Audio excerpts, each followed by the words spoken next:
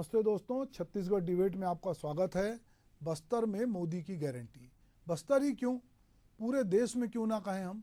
इस समय भाजपा अगर कहीं चुनाव लड़ रही पूरे देश में तो मोदी के नाम पे लड़ रही है और मोदी की गारंटी के नाम पर लड़ रही है।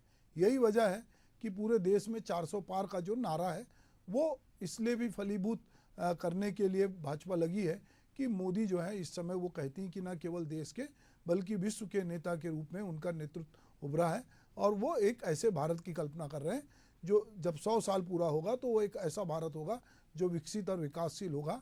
इस तरह की बात बीजेपी लगातार अपने प्रचार में कर रही है। छत्तीसगढ़ में पहले चरण का रण बस्तर में होना है। बस्तर के रण में बीजेपी के लिए खुद प्रधानमंत्री नरेंद्र मोदी ने कमान संभाली। वहाँ प्रधानमंत्री मोदी ने कहा कि आयुष्मान आरोग्य योजना की शुरुआत बस्तर से की गई थी। इससे गरीबों को मुफ्त इलाज की सुविधा मिली है। 5 लाख तक मुफ्त इलाज की व्यवस्था की गई है। बीजेपी सरकार ने विकसित भारत की मजबूत आधारशिला रखी है।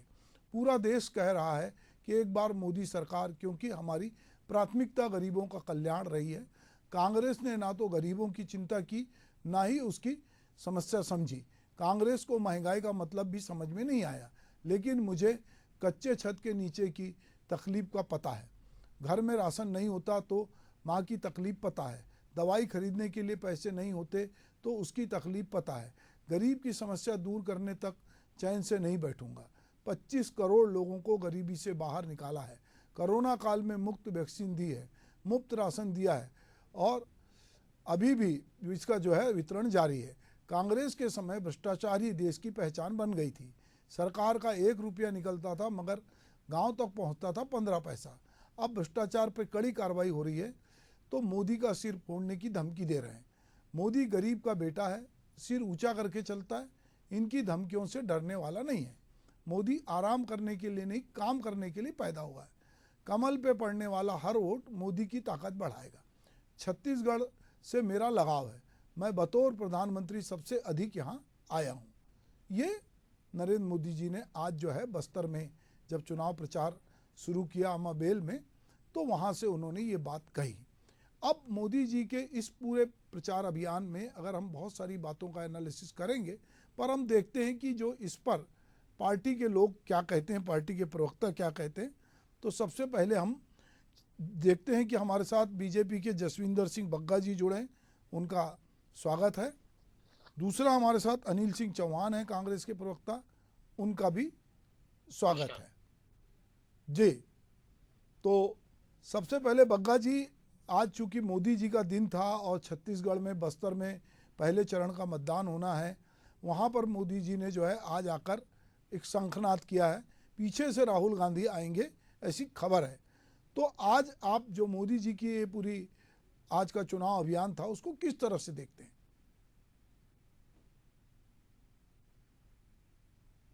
सुभाष जी, आपको नमस्कार और आपके सभी दर्शकों को मेरा नमस्कार जी। आपने बात प्रारंभ की कि आज मोदी जी का दिन था जी। मैं थोड़ा सा संशोधन करते हुए अपनी बात प्रारंभ करता हूं। जी। मोदी जी जब से प्रधान सेवक के रूप में देश की सेवा कर रहे हैं, जी। हर दिन मोदी का ही दिन रहा है। जी। किस प्रकार देश की, भारत माता की सेवा करना, देश के गरीबों की चिंता करना, उनके लिए कल्याणकारी नीतियां बनाना, दिन रात काम करना, उन नीतियों को नीचे तक लादना, लागू करवाना और भारत के आम जन के सुविधाओं में उनके जीवन स्तर को उठाना, ये मोदी जी के दिन का हिस्सा रहा है। पिछले 10 वर्षों से आपने भी देखा है, हम सबने देखा है। और जहां तक मुझे लगता है, एक राजनेता का तो कर्तव्य है अपनी पार्टी के लिए लगातार जनता के बीच में जाना। जब चुनाव ना हो तो कार्यों को लेके, और जब चुनाव हो तो उन कामों को लेके जिसको हमने पिछले 5 या 10 वर्षों में किया है। जनता के बात कहना कि हमने जिन वादों के साथ आपसे मत मांगा था, आपका वोट मांगा था, आज हम अपने उन मतों के कारण, जब हम सरकार में थे, हमने जिन कार्यों को किया है, आज हम उसका रिपोर्ट कार्ड लेके आपके बीच में आए हैं। आइए हमारे इन दावों को जो हमने आपसे किए थे और आज हम जो कह रहे हैं उस रिपोर्ट कार्ड की तुलना करें। और अगर आपको लगता है कि हमने अपने वादों को, अपने दावों को पूरा करने में ईमानदारी पूर्वक प्रयत्न किया है, तो एक बार फिर से पार्टी को मत दें, एक बार फिर से पार्टी को शासन करने का, सेवा करने का मौका दें। इसी कारण से मोदी जी लगातार पूरे देश में घूम रहे हैं। आज उनका बस्तर प्रवास भी इसकी कड़ी ही थी सुभाष जी। और मोदी जी ने 10 वर्षों में जिस प्रकार से भारत के लोगों को, भारत के लोगों के जीवन स्तर को उठाने के लिए 18-18 घंटे काम करके देश में विकास की एक नई अवधारणा उत्पन्न की है, लोगों के बीच में कल्पना दी है कि क्यों कोई सरकार सरकार में आती है, राज करने के लिए या सेवा करने के लिए। ये जो अंतर मोदी जी ने पैदा किया है देश भर में, आज आपने बस्तर में उस चीज को देखा है, और आने वाले समय में छत्तीसगढ़ के अन्य हिस्सों में भी मोदी जी का आगमन होगा। हम वहां भी इन बातों को देखेंगे कि किस प्रकार मोदी जी अपने कामों को लेकर जनता के बीच में हैं। जी, बग्गा जी ठीक कह रहे हैं आप। अनिल भाई, बग्गा जी ने जो बात कही है, हो सकता है आप उससे, चूंकि आपके वैचारिक रूप से आप अलग बात करेंगे, तो मोदी जी कह रहे हैं कि पिछले 10 साल में मोदी जी 18-18 घंटे काम कर रहे हैं, वो जनता के लिए काम कर रहे हैं, गरीबों के लिए काम कर रहे हैं, और अब जो काम उन्होंने किया है उसका अपना रिपोर्ट कार्ड लेके वो चुनाव में लोगों के बीच में जा रहे हैं। तो मोदी जी जो आज बस्तर में कह रहे थे और जो रिपोर्ट कार्ड गिना रहे थे, उस रिपोर्ट कार्ड में उन्होंने बहुत सारी बातें की। राजनांदगांव की सभा में जिस तरह से बातचीत हुई उसको भी उन्होंने कहीं टारगेट किया। उन्होंने जो राजीव गांधी कहा करते थे, जो एक बात थी जो कि राजीव गांधी ने कहा था कि वो ये उसको बाद में बीजेपी ने लपक लिया कि 1 रुपया आता है तो 15 पैसे पहुंचता है, वो बात कर रहे थे सिस्टम में होने वाले भ्रष्टाचार की, जिसको लेके बहुत लंबी बात हुई जो उड़ीसा में उन्होंने कहा था। तो एक ऐसा राजनेता था, पर बाद में बीजेपी ने कहा कि वो उस समय में 85 पैसे लोग खा रहे थे।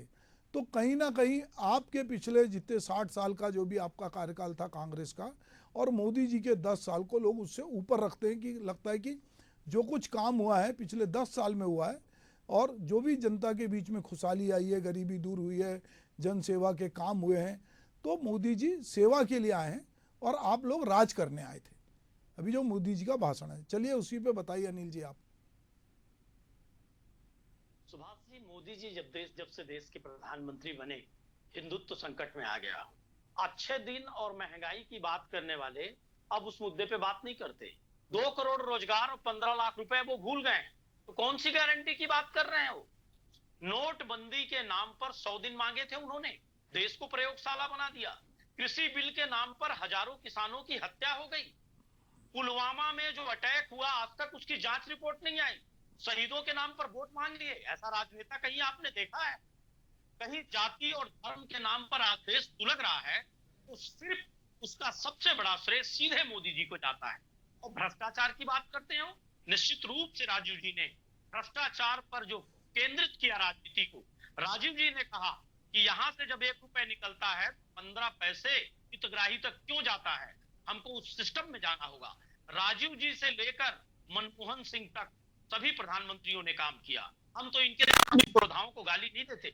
जब मोदी जी सारा काम बिगड़ने लगता है तो नेहरू, इंदिरा, महात्मा गांधी सारे पुरोधाओं को गाली बकना शुरू कर देते हैं। इनके कारण समस्या, साहब मैंने तो कुछ किया नहीं, मैंने तो अडानी का खजाना भरा ही नहीं है।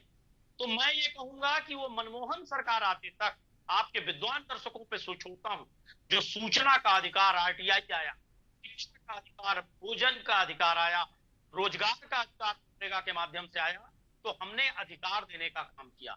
इन्होंने रोलेट एक्ट दिया था, इन्होंने पीएमएलए एक्ट दिया है ईडी के माध्यम से, और कोर्ट को यह बात दिया है कि साहब जब तक ट्रायल नहीं होगा आप जमानत नहीं दे सकते, चाहे हम शरीफ से शरीफ आदमी को उठा के जेल में डाल दें। तो पीएमएलए एक्ट ये एक्ट देते हैं, हम अधिकार देते हैं। और सुभाष जी, आप तो बहुत वरिष्ठ पत्रकार हैं, देश का बच्चा जानता है कि सूचना का अधिकार इतना बड़ा ब्रह्मास्त्र है भ्रष्टाचार को तोड़ने के लिए। आज तक इतना बड़ा भ्रष्टाचार पर कुठाराघात कभी नहीं किया गया जो मनमोहन सरकार लेके आई। मोदी जी तो भ्रष्टाचारियों का संग्रह कर रहे हैं।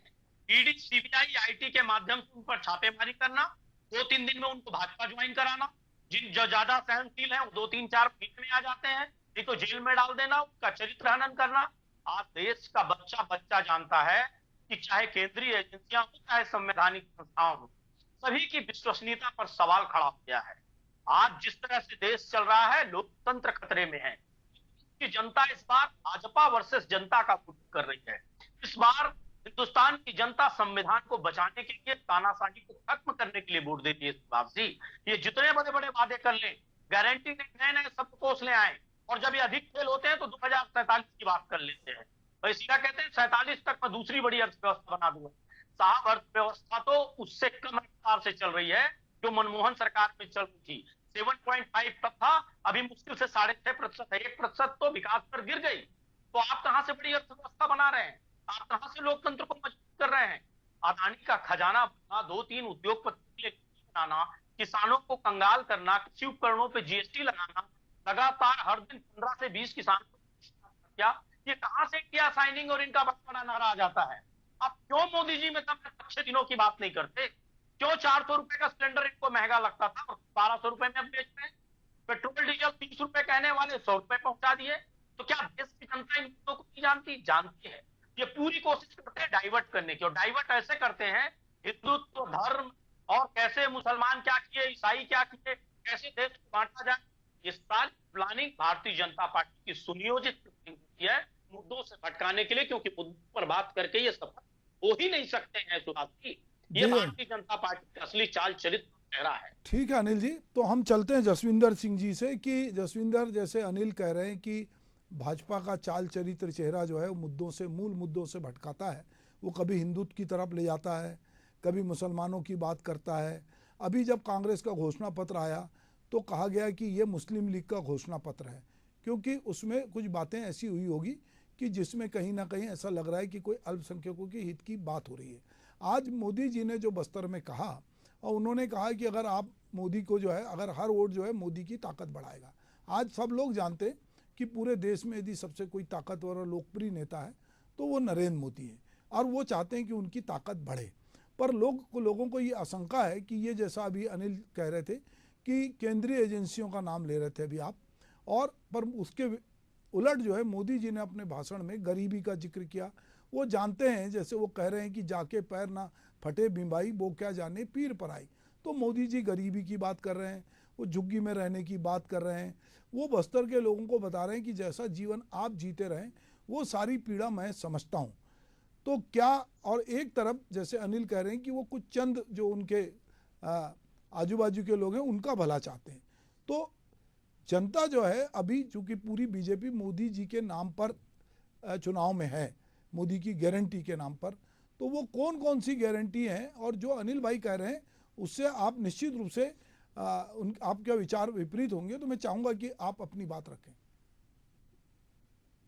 मैं अनिल जी की बातों का पूरा सम्मान करता हूं सुभाष जी, और लोकतंत्र में विपक्ष की बातों को सम्मान देते हुए अपनी बात कहने का अधिकार मुझे है, उस अधिकार का उपयोग करता हूं। और उस अधिकार का उपयोग करते हुए मैं अनिल जी की कुछ बातों को आपके सामने रखना चाहता हूं। उन्होंने कहा सूचना का अधिकार लागू होने के बाद भ्रष्टाचार पे अंकुश लगाने का सबसे बड़ा काम हुआ है।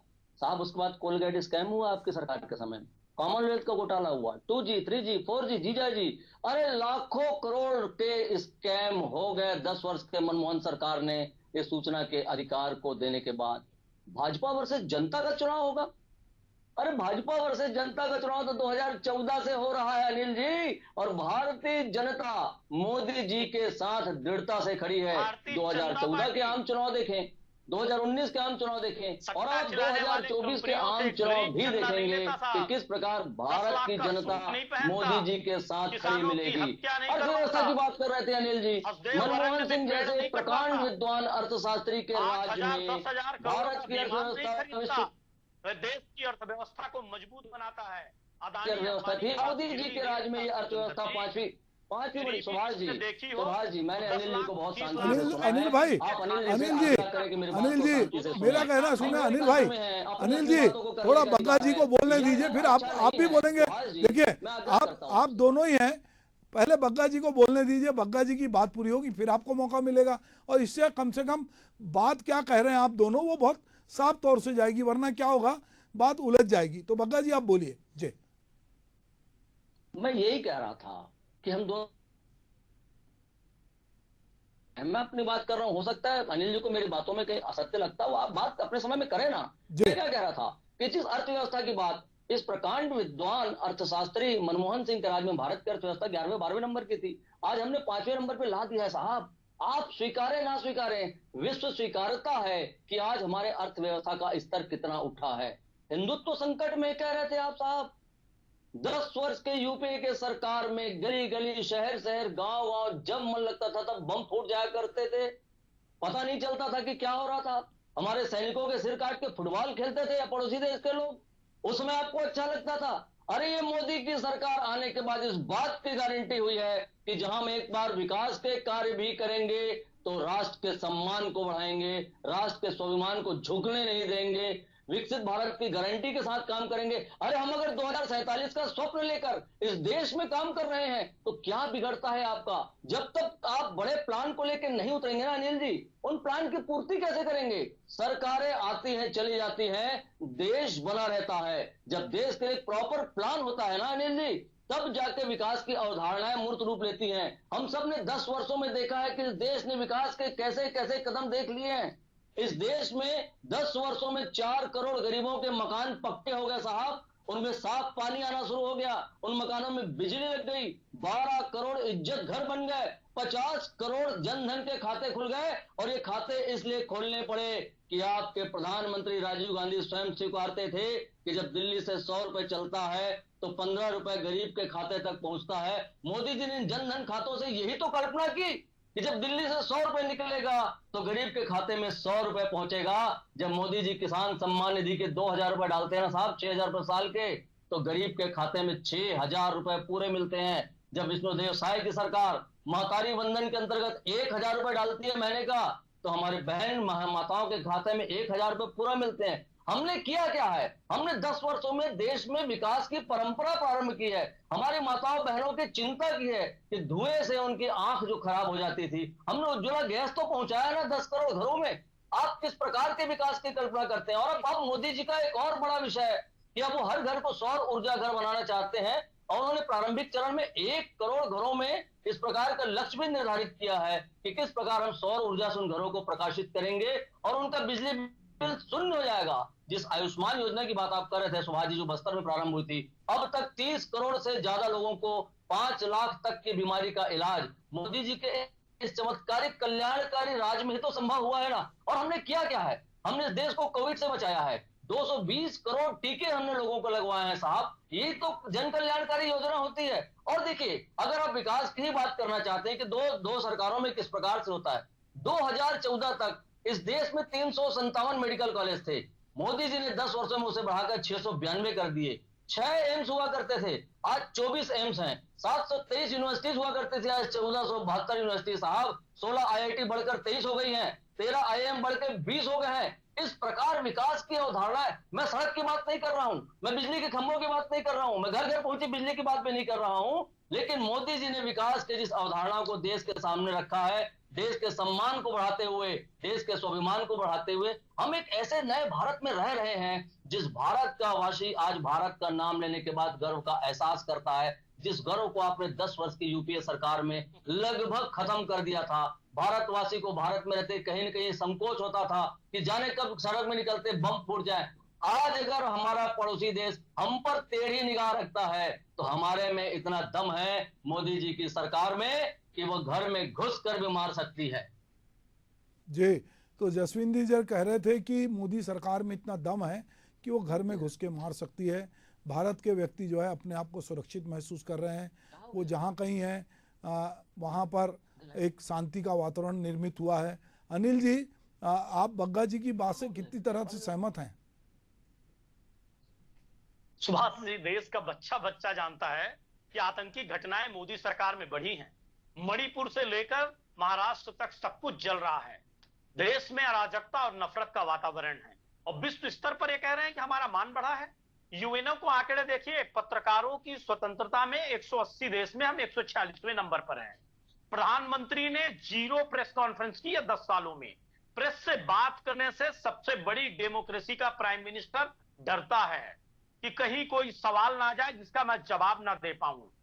तो ऐसा पहला प्रधानमंत्री है जो आज तक एक ओपन प्रेस कॉन्फ्रेंस नहीं किया। हम भुखमरी के इंडेक्स में लगातार नीचे जा रहे हैं। हम 50वें नंबर से आप देखिए 100वें के करीब पहुंच रहे हैं। हमारा भुखमरी का इंडेक्स देखिए, रोजगार का इंडेक्स देखिए, रुपए का स्तर देखिए। 10 लाख रुपए का सूट पहनने वाला व्यक्ति जब गरीबी की बात करे तो मजाक लगता है। 8 से 10 हजार करोड़ का 2 विमान खरीदकर खुद की कई विदेश यात्राएं करने वाला आदमी गरीबों की बात करे तो आश्चर्य होता है।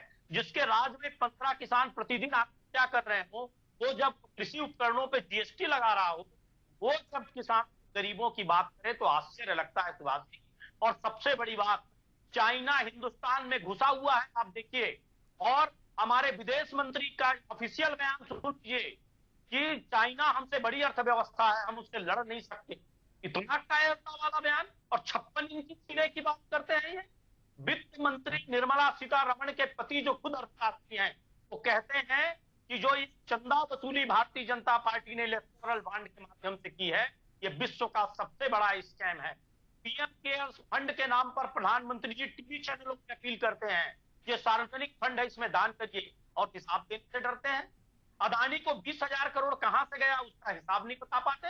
ये कौन से भारत का निर्माण हो रहा है जहां सारी पार्टियों, भाजपा, शिवसेना, कांग्रेस, आप सबको खत्म करने की योजना बनती है, सबके नेताओं को जेल में डाल दिया जाता है, और भारतीय जनता पार्टी शासित राज्यों में कोई केंद्रीय एजेंसी कदम नहीं रखती है। कौन से भारत का निर्माण हो रहा है जहां कलबुर्गी और धोबी लंकेश जैसी कलम सरकार से सवाल पूछती है, उनकी हत्या करा दी जाती है।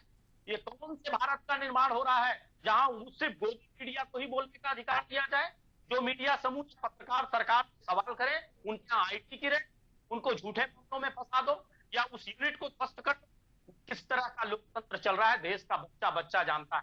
रहा सवाल ये डायरेक्ट टू बेनिफिट की बात करते थे, जब मुख्यमंत्री गुजरात से नरेंद्र मोदी जी, मनमोहन सरकार ने आधार कार्ड और डायरेक्ट टू बेनिफिट की बात की, पूरे हिंदुस्तान में सबसे बड़ा विरोध नरेंद्र मोदी जी ने किया, और उन्होंने कहा हम गुजरात में ना आधार कार्ड आने देंगे, ना हम डायरेक्ट बेनिफिट योजना देंगे। आज आप मूर्ख की तरह सर नीचे करके सोचते हैं समस्याएं खत्म हो जाएंगी। इनके पास न कोई योजना है, न प्लान है। देश के श्रमिकों का, देश के युवाओं का, देश की जो कुशलता है, उसके दम पर ये डींगे हाँकते हैं, कहीं सही नहीं। अगर इन्होंने दिया है तो हमेशा विवाद किया है, देश को प्रयोगशाला बना के रख दिया है। फौज तक इन्होंने अग्निवीर और दूसरी योजनाओं के चलिए अनिल जी, हम लौटते हैं बस्तर की तरफ। प्रयोगशाला बनाकर रखा है इन्होंने। आर्मी के जवान, परसों 5 जवान मारे गए हैं, और ये कहते हैं कि हम सरकार के लिए आएंगे। ये छोटी सी सर्जिकल स्ट्राइक, अरे साहब इंदिरा जी ने तो 2 फाड़ कर दिए पाकिस्तान के, इतना बड़ा इतिहास गोल बना दिए, रच दिया उन्होंने नया। और ये छोटी सी बात में वैक्सीन की बात करते हैं, खसरा, मलेरिया, किस चीज का वैक्सीन आज से 50 साल पहले फिर नहीं दिया गया। आप एक वैक्सीन बांटकर उसके नाम पर वोट मांगेंगे, शहीदों के शहादत के नाम पर वोट मांगेंगे, ये अभी की हैसियत बच गई है। चलिए अनिल जी ना करता है, वैक्सीन प्रोवाइड कराता है। अनिल जी, हम थोड़ा बस्तर की तरफ लौटते हैं। बस्तर में मोदी जी ने आज जो कुछ कहा, हम बग्गा जी से बात करते हैं कि मोदी जी ने चूंकि छत्तीसगढ़ में पहला दौर का चुनाव बस्तर में हो रहा है और वहाँ से अपनी चुनावी सभा की शुरुआत की, तो वो क्या मुद्दे थे जो छत्तीसगढ़ वासियों को मोदी जी के मुद्दे अपील किए? जसविंदर जी, संक्षेप में आप बताएंगे जी। अगर आपको अनुमति हो तो मैं 2-3 विषय बस छोटे छोटे एक लाइन में रख लूं। जी जी जी। आज लोकतंत्र की दुहाई कौन दे रहा है, जनता की बात कौन कर रहा है? जिन्होंने लाखों देश के बेगुनाह लोगों को, विपक्षी लोगों को, पत्रकारों को जेल में ठूस दिया था इमरजेंसी लगा के, उस कांग्रेस के प्रवक्ता मित्र ये बात को कर रहे हैं, मुझे बड़ा आश्चर्य होता है। और दूसरा विषय कि क्यों नेता को टारगेट किया जा रहा है। अरे साहब, जब भ्रष्टाचार करेंगे तो आप किसी भी पार्टी के हों, आपके खिलाफ कार्रवाई होगी। मोदी जी ने तो 2014 में ही कहा था कि मेरी सरकार का लक्ष्य है, मेरा मंत्र है कि ना खाऊंगा और ना खाने दूंगा, और इसलिए भ्रष्टाचार पे जीरो टॉलरेंस की नीति आज तक अपनाते हुए मोदी जी ने इसी कदम को आगे बढ़ाया है। और मैं फिर से कहता हूं कि अगर आपकी बातों को जनता स्वीकारती ना मित्र, तो आपको कहीं ना कहीं किसी न किसी चुनाव में जिता देती। अरे आप छत्तीसगढ़ की जी सरकार में 5 वर्षों में आपने क्या किया? आपने हर कार्य में, हर नीति में सिर्फ भ्रष्टाचार को उजागर किया है, और ये जनता ने आपको हटा। आपका कंसर्न था विषय का आज का, बस्तर में नहीं पूरे छत्तीसगढ़ में हम मोदी जी के 10 वर्षों के केंद्र के किए गए कार्यों के आधार पर वोट मांगने जा रहे हैं। और हमने 100 दिनों में छत्तीसगढ़ में विष्णुदेव साय की सुशासन सरकार ने जिस प्रकार बड़े बड़े कदम उठाए हैं, जिन वादों को हम करके छत्तीसगढ़ की सरकार में आए थे, उन वादों को पूरा करने की दिशा में हमने जो बड़े कदम उठाए हैं, जिन्हें हमने मोदी की गारंटी के नाम से लोगों के बीच प्रस्तुत किया था, चाहे 18 लाख प्रधानमंत्री आवास की बात हो, चाहे 2 साल के बकाया बोनस की बात हो, चाहे मातारी बंधन की बात हो, चाहे 917 रुपए को एक मुश्त देने की बात हो, या पीएससी युवाओं के साथ जो अन्याय हुआ था उस पर सीबीआई बैठाने की बात हो, हम और आगे बढ़ के अब तो तेंदुपत्ता संग्रहण में प्रारंभ हो गया है। हमने 4000 से बढ़ा के 55 रुपए मानक बोरा का मूल्य निर्धारित किया था। हमने उसके संग्रहण के दिन 3 से बढ़ाकर 15 दिन कर दिए थे। इन सारे विषयों को लेकर हम जनता के बीच में हैं। हम एक सकारात्मक बातों को लेकर जनता के बीच में हैं। और इनके पास क्या है? इनके पास डंडा है। आते हैं। मुझे बड़ा आश्चर्य है कि कांग्रेस की बौखलाहट देखें कि कांग्रेस में छत्तीसगढ़ का सबसे गंभीर राजनीतिज्ञ चरणदास इस बात को निर्दिष्ट करता है कि आज कांग्रेस हार के डर से बौखलाई हुई है। कांग्रेस को साफ साफ दिख रहा है कि छत्तीसगढ़ में उनके पास बोलने के लिए कुछ नहीं है, करने के लिए कुछ नहीं है। इनके अंदर में इनर फाइट चल रही है। सुभाष जी, इतना अंतर कला है कि इनको अपने प्रदेश अध्यक्ष को टिकट काट देनी पड़ी। जिस बस्तर में आज मोदी जी आए थे, उस बस्तर की टिकट दीपक बैस की काट देनी पड़ी और कवासी लखमा को टिकट देनी पड़ी। वो कवासी लखमा जो अपने लिए मांग रहे थे। ये तो कांग्रेस की हालत है। आप राजनांदगांव को देखें, भूपेश बघेल के खिलाफ सुरेंद्र दाऊ क्या क्या बोलते हैं।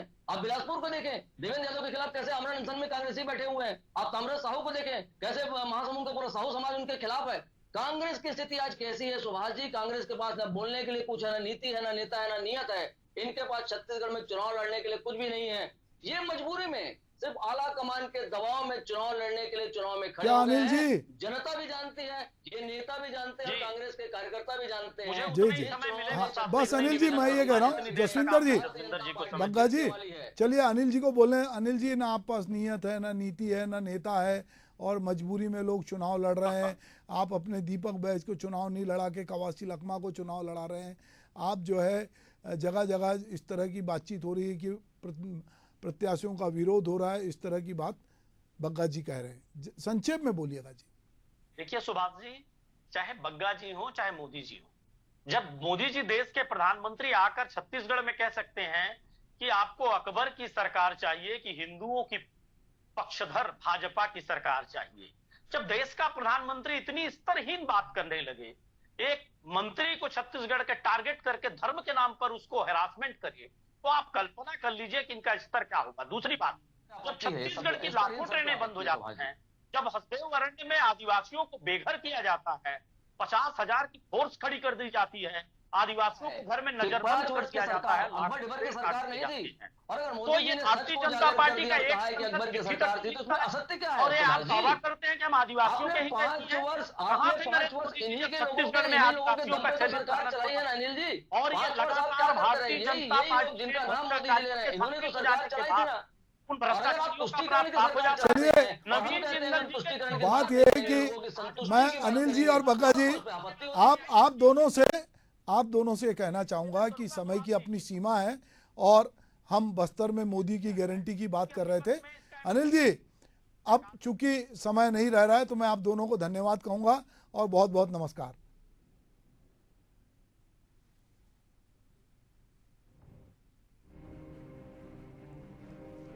मेरा मैटर आया होगा, पूछना बेटा।